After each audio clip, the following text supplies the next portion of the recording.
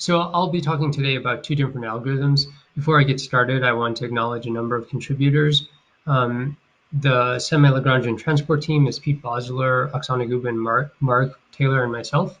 And then the PhysGrid team, Oksana, Walter Hanna, Mark, and myself.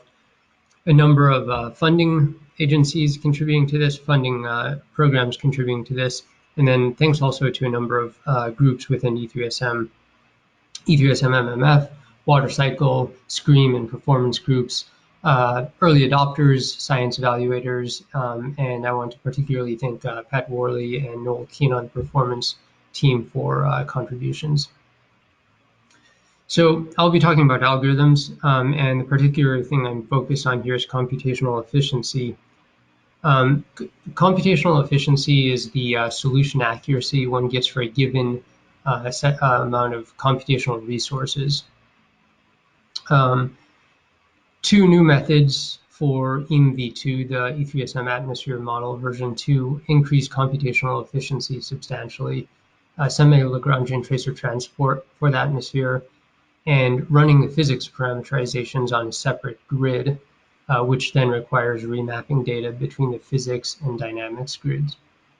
These two methods are related to each other in a number of ways. Among them, they're property preserving to mimic the continuum equations. That means they conserve mass, they limit extrema, which has some technical conditions to it that I won't go into today.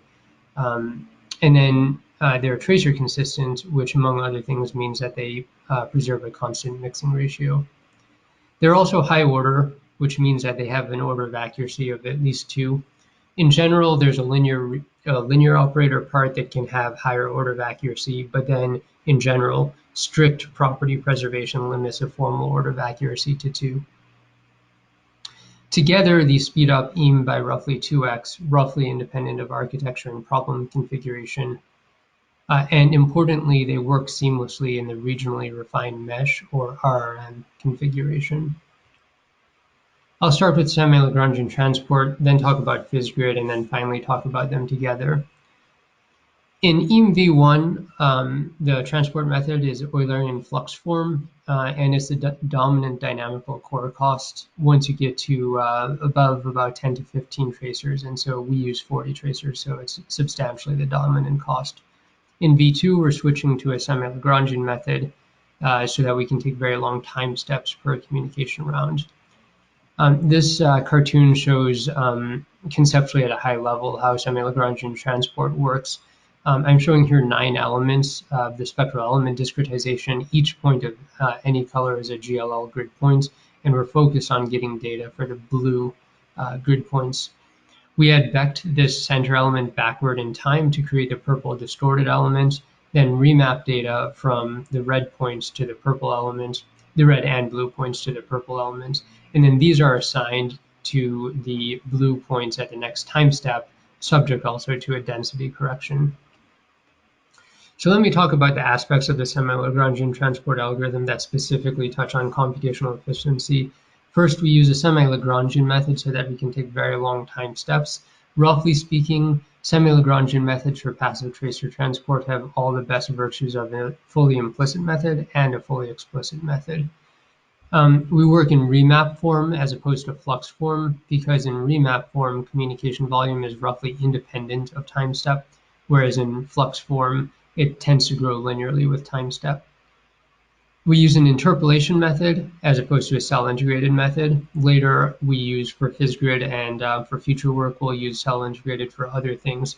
But in the context of a spectral element discretization, it turns out that interpolation Semi-Lagrangian methods are extremely efficient, both in terms of computations on node and also the data volume that needs to be communicated for the discrete domain of dependence.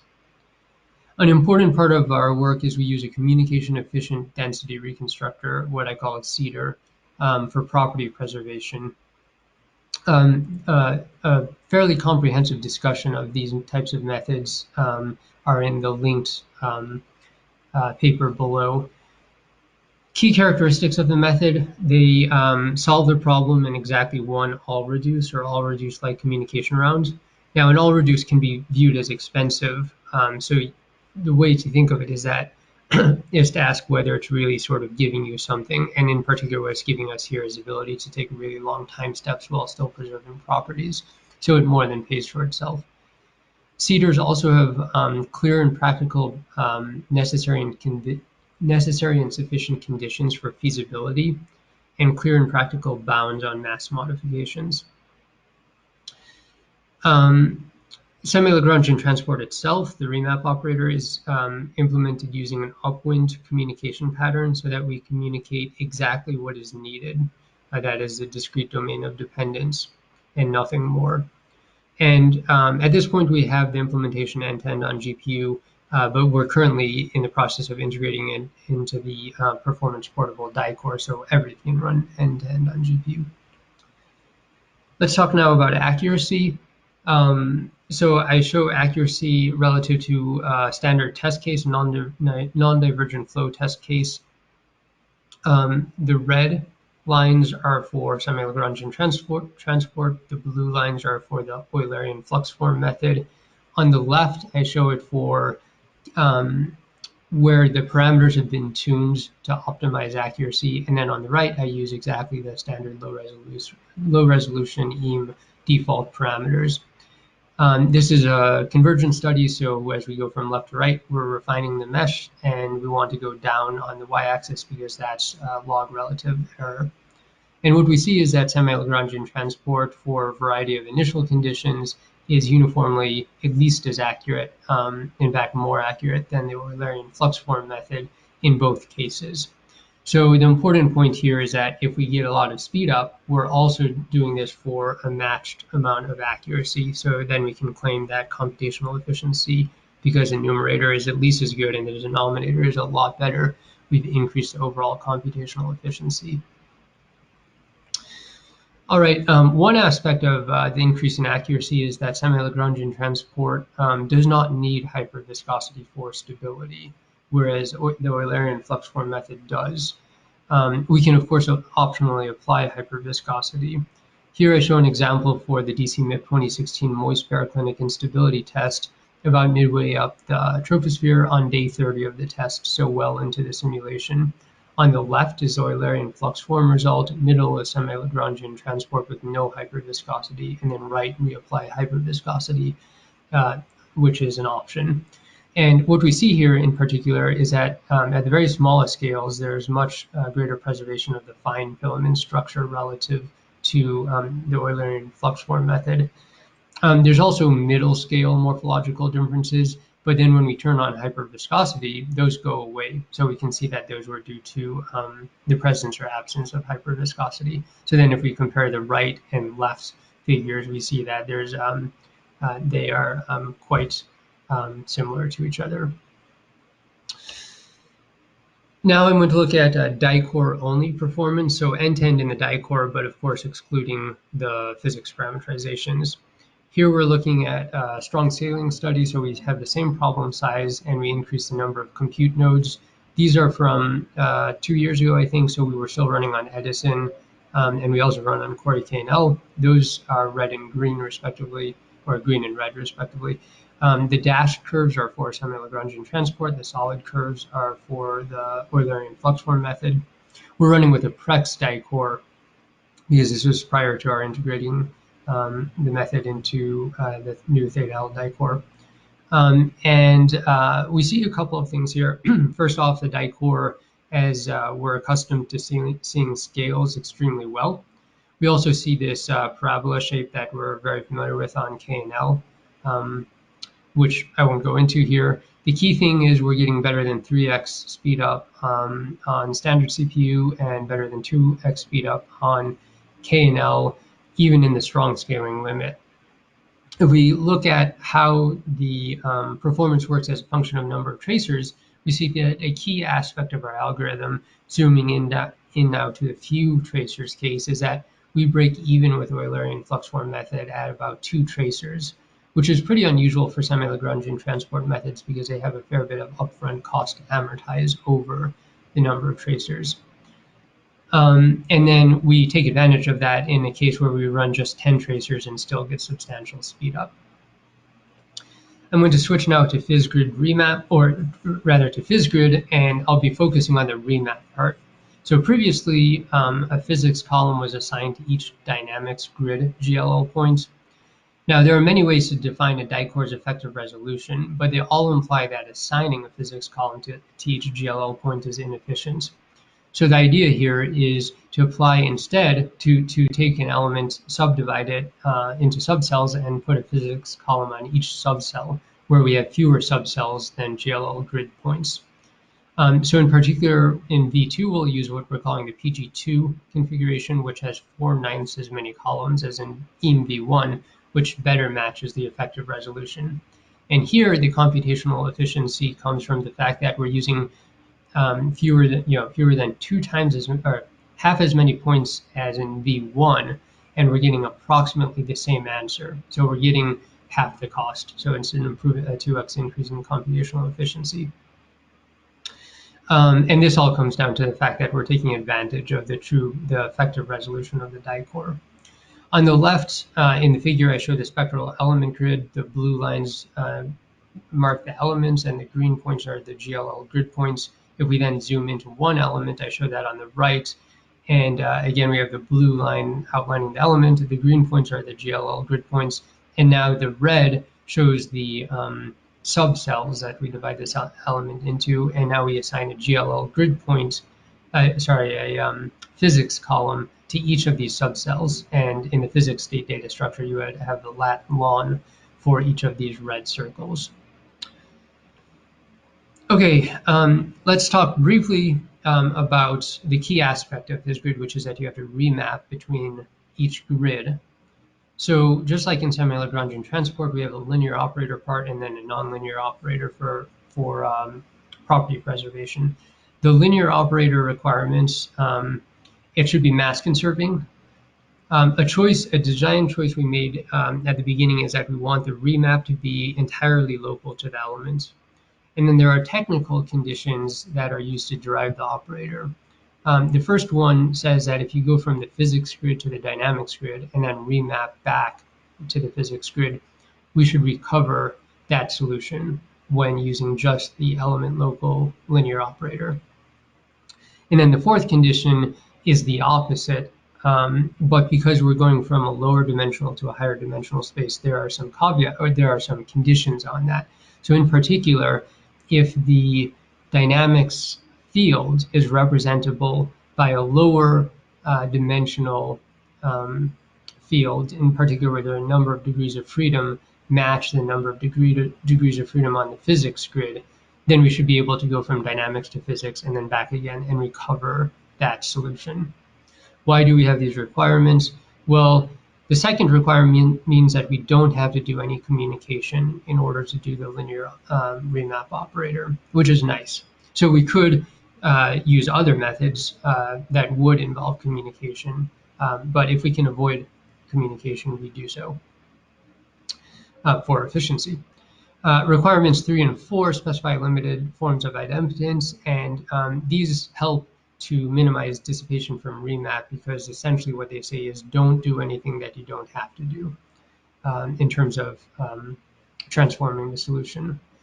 And then finally, requirement 4 assures a remap operator has order of accuracy equal to, and I'll use a particular example here. In the case of PG2, it's order of accurate 2 because of the representation property here. Let's talk a little bit more about each direction. If we go from dynamics to physics, all we have to do is average the GLL density over the physics subcell. I denote this operator here, and that immediately satisfies requirements 1 and 2. The more interesting direction is going from the lower dimensional representation physics to dynamics grids. It turns out that if we take this operator that we formed in the dynamics to physics direction and then combine it with requirements 2 and 4, we uniquely specify the physics to dynamics linear remap operator. And then this, although we didn't use requirement 3 in yielding this operator, it immediately satisfies requirement 3.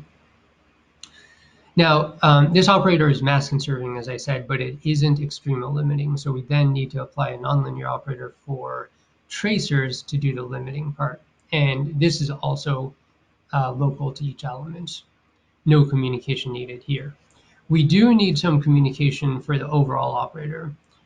In the dynamics to physics direction, there is none, but in the physics to dynamics direction, in order to get second order accuracy in the limiter, we need to take in min-max, that is extrema data, from the neighboring cells. So that's communication round. This is a round that's already used in home for tracer transport. And then we, of course, need a final DSS to restore continuity. For accuracy, I'm particularly focused here on convergence order. So this is another convergence plot. I remap a test function from the dynamics grid to the physics grid and then back, and then compare it to the original field under mesh refinement. And what we see here is for PG2, we get second order accuracy.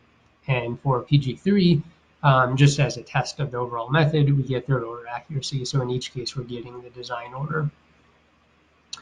Now let's talk about both methods, semi-Lagrangian transport and physgrid together. First, let's look at mass conservation. I run an NE30 F case with an inert tracer, that is one that doesn't react and that has no source or sink terms, for 1 year, and plot the mass conservation error. And what we see is in blue is EAM V1, red is V2. We see that EAM V2 will actually get 2 orders of magnitude, better than 2 orders of magnitude, better mass conservation over a year-long simulation than V1. Let's look at an RRM example now. Again, I'm running DC-MIP 2016, the Moist Baroclinic Instability Test, on the CONUS quarter-degree RRM grid. We can see the refined region over here. On the bottom left is Eulerian flux form, right is semi-Lagrangian transport with PG2 physics grid. Here we're using simplified physics, not the EAM physics. And the main thing to see here is that you really have to look hard to see any difference between these two 25 days into the simulation. Performance now for the two together, looking at two cases, the EAM low resolution case running on 68 compu nodes, and then EAM again, RRM case being developed for V2 running on 113 core EKNL nodes. I look at the two key timers here, which is couple run loop, which is the top level total time stepping timer, and then cam run 3, which is the top level total die core time stepping timer. There are two colors in here corresponding to blue for the die core, which includes tracer transport, and then orange for everything else, which is mostly physics parameterizations, but also I/O and coupler and things like that. And what we see is in these two different configurations. I should say I normalize the EAM V1 time to 1, and then anything less than 1 is a speed up. So what we see is in these two configurations, we're a little bit faster, a little bit more than 2x, and a little bit less than 2x. So roughly 2x faster overall, with the speed ups coming from physgrid in orange and semi-Lagrangian transport for blue. Let me briefly mention some current and future work. We're working now on using these methods for passive tracer transport in the ocean for the biogeochemistry science campaign. We're going to use, again, remap form, property preserving method. We're going to use a cell integrated method for MPAS rather than the interpolation method for spectral elements. And I don't want to talk about the details here, but I just wanted to show the kinds of things we look at when we're developing algorithms. So these are 3 different imposed flow test cases with a range of initial conditions where the range is over different types of smoothness properties from discontinuous all the way to infinitely smooth. And what we find is we have a method that is order accurate, design order accurate, the way we want it to be, in property preserving. Another thing that we want to work on is using the method that we developed for the atmosphere to sort of taking it to its logical limit. So we have interpolation, we have a procedure for developing interpolation formula that can go to arbitrarily high accuracy. And we are implementing that in a subpackage of the library where we keep all these tools, that it'll be there soon. It's called islet. And islet will implement methods up to 9th order accuracy. We can couple these using the same techniques as for PhysGrid to exactly the die core that's being used now. So we can do really high order tracers with exactly the same dynamics just by using PhysGrid-like technology. And the interesting thing is here I'm showing again the same types of convergence tests. By doing so, we can increase the accuracy of the tracers by something like 2 orders of magnitude, which is quite an interesting increase. So in particular, what that does is preserve extremely fine filaments for a really long time. So in summary, these two methods together make EAM-v2 roughly 2 times faster than v1, roughly independent of architecture and problem configuration. These methods will also be used in, are currently being used in SCREAM and E3SM MMF. And we've developed a toolkit of mathematical and software tools so that we can assemble high-order property-preserving remap-like algorithms. So we've done that for tracer transport in the atmosphere for V2, physics dynamics for remap for V2, and then we're targeting V3, passive tracer transport in the ocean for VGC. And all of these tools are implemented in our Compose library, or will some additional ones that we've been working on recently will be there soon.